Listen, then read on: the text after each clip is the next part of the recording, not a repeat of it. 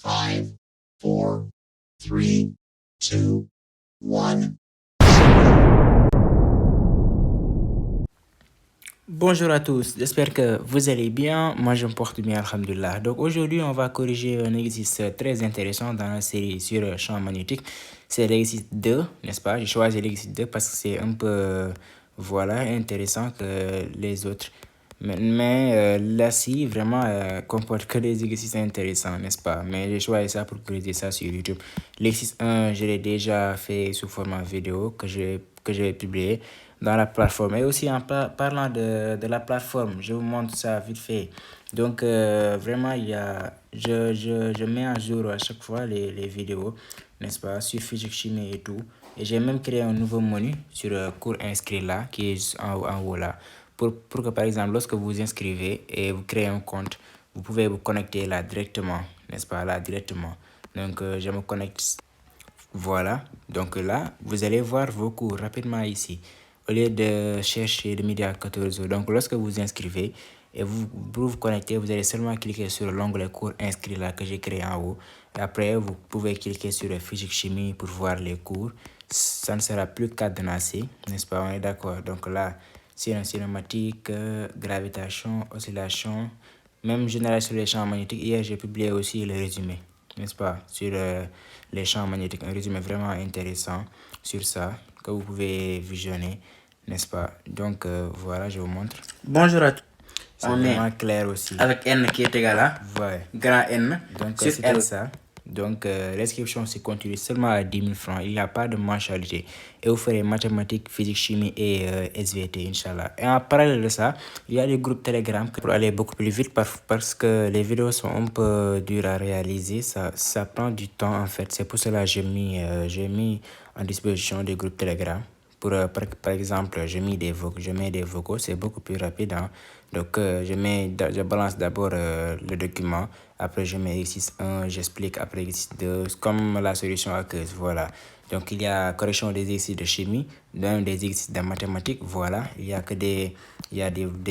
voilà, beaucoup de choses, on a fait pas mal de choses. Maintenant, des exercices de physique aussi, on est cette leçon-là. Champ magnétique. Voilà, le résumé, je l'ai publié hier. Voilà, donc c'était le groupe Telegram. Et tous les documents aussi, je vous les donne sous forme de PDF. Voilà, c'est ça. Il y a vraiment beaucoup de documents. Il y a PH.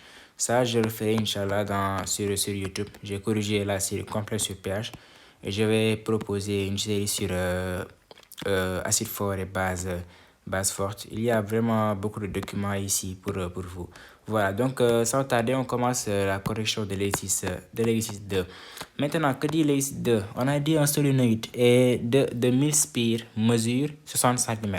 La première question est à savoir quelle valeur du champ magnétique créé en son centre quand il est parcouru par un conducteur d'intensité I est égal à 2 et I est égal à 1 ampère. Voilà, donc là, ce qu'on va faire d'abord, donc la valeur de B. On sait que B est égal à BS, mu sur est égal à mu 0, NI. Maintenant, N là, c'est égal à grand N sur L. C'est pour cela ça la formule maintenant aboutit à ça. Ça vient de ça en fait. C'est mu 0 grand NI sur L. Maintenant, mu 0 c'est 4 pi 10 exposant moins 7 dans le système international. Donc, grand N, nombre de spires, on a dit 1000. Et l'intensité du courant, c'est 1 ampère. Donc, la longueur, c'est 60 cm que l'on convertit en mètres. Donc, finalement, on a 2 10 exposant moins 3 Tesla. C'est ça le champ magnétique B. Maintenant, après la deuxième question, on nous a demandé quelle valeur, voilà, quelle est l'intensité du courant si on doit le parcourir pour que la valeur du champ magnétique en son centre soit B est égal à 0,1 Tesla. Maintenant là, on applique seulement la formule. Hein. Donc on sait que I est égal à BL mu 0 N. D'où vient cette formule? Je fais que transposer I. Hein. Donc c'est B fois L sur mu 0 grand N. Après on fait l'application numérique. On trouve 48 ampères. Mais exactement 47,74 pour ne pas faire des... voilà, donc je mets là 47,74 ampères. Voilà, ce que j'ai mis là même. Après, suivez ici la représentation. On a dit à l'intérieur d'un long solénoïde S1 comportant N qui est égal à 1000 spires par mètre. Petit n, on exprime ça en spires par mètre. Et grand N, c'est seulement spires, c'est le nombre de spires en fait, par mètre. Est parcouru par un courant d'intensité I1 qui est égal à 2 ampères. On a placé un solénoïde S2 dont l'axe est perpendiculaire à celui de la figure. Vous avez vu, donc là c'est S1. Je mets, voilà. Donc là, comme vous l'avez vu, c'est S1. Là, c'est S2. Maintenant, le sens du courant de S1, c'est ça. Vous avez vu, c'est ça. On applique la règle de la main droite. Le courant entre par les poignets et sort par le bout des doigts. Maintenant, le pouce bien tendu indique le sens de B. C'est seulement ça. C'est vraiment simple. Vous empoignez le solénoïde et vous essayez de trouver... c'est le pouce qui va vous indiquer le sens de B. Maintenant, comme je l'ai dit, le courant entre par le poignet et sort par le bout des doigts. Donc, forcément, donc, votre main, vous devrez placer donc ici. Je dessine mal. Donc là, forcément, ça entre par le poignet. Maintenant, votre pouce, si vous tendez votre pouce, ça va se tendre de quel côté? De ce côté-là ou bien de l'autre côté? Forcément, ça va se tendre de quel côté? De ce côté-là, bien sûr, forcément. Donc, c'est pour cela. Donc là, pour S1, on place donc le champ magnétique B de ce sens-là. Vous avez vu? C'est pour cela, moi, j'ai pris B1, car c'est S1, c'est là. Maintenant, en ce qui concerne maintenant pour S2, qu'est-ce qu'on va faire? Pour S2, j'efface ça pour que ça soit encore beaucoup plus clair. Donc, si on a S2, le sens du courant, ça est là. Vous avez vu? Ça est là, c'est le sens du courant. On a mis, c'est ça, I2. Vous avez vu, c'est ça le sens, c'est ça le sens. Maintenant, là aussi, vous faites la même chose. Le courant entre par le poignet et sort par le bout des doigts. Le pouce, bien entendu, indique le sens de B. Maintenant, si vous placez donc votre main ici, vous placez votre main. Donc, votre pouce, forcément, donc ça est là. Donc, forcément, ça va... Je dessine mal, mais vous comprenez. Là, le courant, forcément, ça entre par le poignet, n'est-ce pas? Et sort par le bout des doigts. Maintenant, le pouce, bien entendu, indique le sens de B. Donc, où est-ce que le pouce va se tendre? Forcément, vous avez vu le pouce, ça est là. Donc, ça va vers ce sens. J'espère que vous avez bien compris avec mon dessin là. Bien, maintenant, donc c'est là où on va placer le champ magnétique B. B2, c'est ça. C'est seulement ça que j'ai fait ici pour déterminer le champ magnétique B. Maintenant, pour déterminer maintenant B, qu'est-ce qu'on va faire? Le champ magnétique grand B, son résultant, parce qu'on nous a dit, regardez, lisez attentivement, qu'est-ce qu'on nous a demandé. Voilà, on a dit, ok, déterminer le vecteur champ magnétique. Le vecteur champ magnétique, c'est là le champ résultant en fait. Donc B1, c'est mu0 N1I. On lit d'abord les conditions. On nous a dit, le solénoïde S2 est formé de 200 spires. On note ça, régulièrement enroulé sur une longueur de 5 cm. Et l'intensité du courant qui circule vaut I2 qui est égal à 1 ampère. Ça, c'est pour S2. On est d'accord.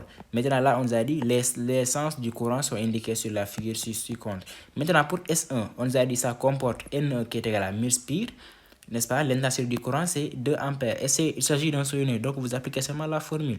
mu0 petit ni. Ici, ça ne vaut pas la peine de faire grand N sur L. Parce qu'on n'a pas donné le nombre de spires, en fait. On nous a donné le nombre de spires par mètre. Donc, ça qu'on va faire. Et on applique... on fait l'application numérique. Donc, pour ça, pour B1, vous avez 2,5 exposant moins 3 Tesla.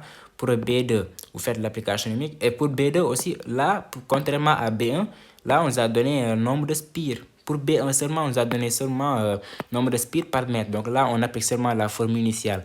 Maintenant, pour B2, là, lorsque vous lisez bien, on a donné la longueur, c'est ça, c'est 5 cm.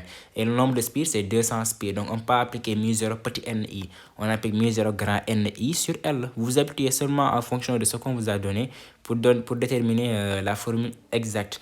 Maintenant, là, on a B2 qui est égal à, vous faites l'application numérique, hein, c'est simple, 5,02 exposant moins 3 Tesla. Maintenant, là, faites très attention pour le champ résultant. Vous avez l'habitude à faire toujours racine carrée de B1 au carré plus B2 au carré. Ça, il y a une condition. Quelle est cette condition? C'est si l'angle formé entre B1 et B2 vaut 90 degrés. Si tel est le cas, vous appliquez la formule. Je vous fais ici la formule générale pour écrire le champ magnétique résultant. Quelle est la formule là? Ça, vous l'avez appris depuis la classe de première, oui, les produits scalaires. C'est B1 au carré plus B2 au carré plus 2 fois B1 fois B2 cosinus de l'angle formé entre B1 et B2. C'est ça la formule générale. C'est ça la formule générale. Maintenant, si l'angle formé entre B1 et B2, je mets la B1. Voilà, pour que ça ne soit pas, ça n'entre pas en confusion. B1 et B2.